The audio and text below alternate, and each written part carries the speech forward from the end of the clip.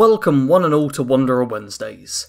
Today we're talking about difficulty in open world games. And this idea kind of sparked for me as I recently went back to playing Far Cry 5. It's a game I completed the main story of a fair while ago, I hadn't touched for a while, but I felt like just going back, experiencing it, having a bit of fun in the game, before I get full on with 76.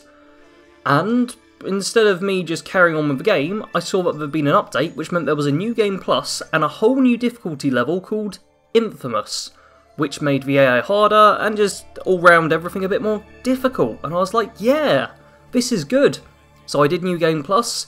I haven't got very far with it, simply due to time, but I really enjoyed the just short experience I had with it. It was nice to have it be a little bit more challenging, whilst also offering me a different experience, all just from tweaking the difficulty settings a bit. Now for me, it is mostly just about fun with this one. I wasn't fussed about it being like the hardest challenge mode ever, hence we're not getting a series on it or anything.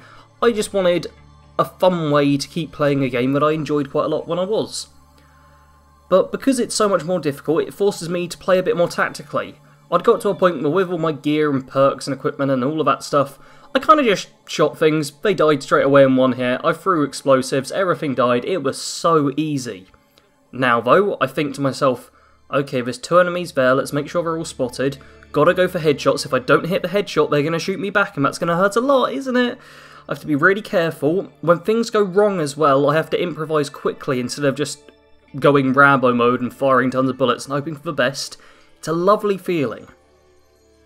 Now this isn't to say I'm some kind of hardcore gamer who always plays at the highest difficulty level and one of the whole get good even people.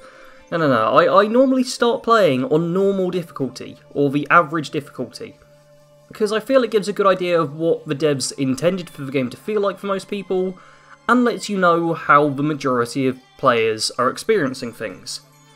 As I begin mastering a game, if I begin mastering a game, I'll raise the difficulty level, because if I stay on normal the entire time, it does often just get a bit too easy.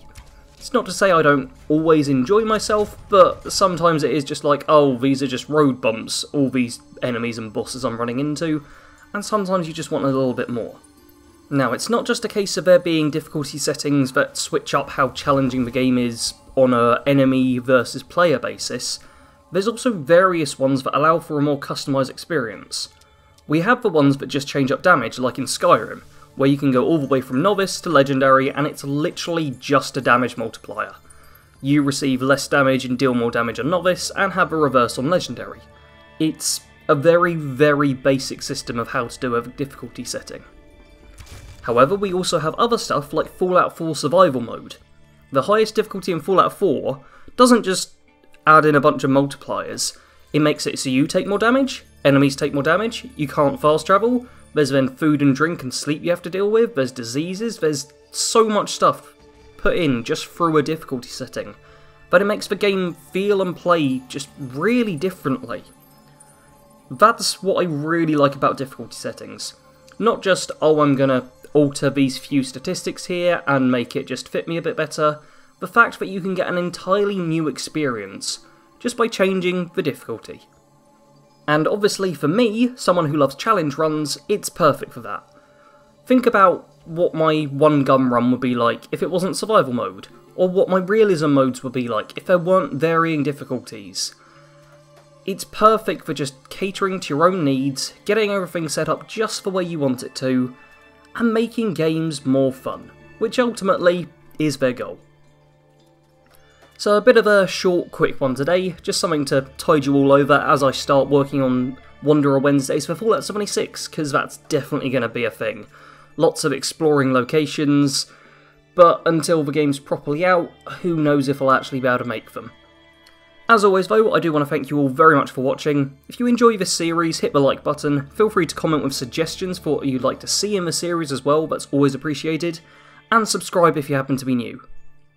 Thanks for watching, Sarge out.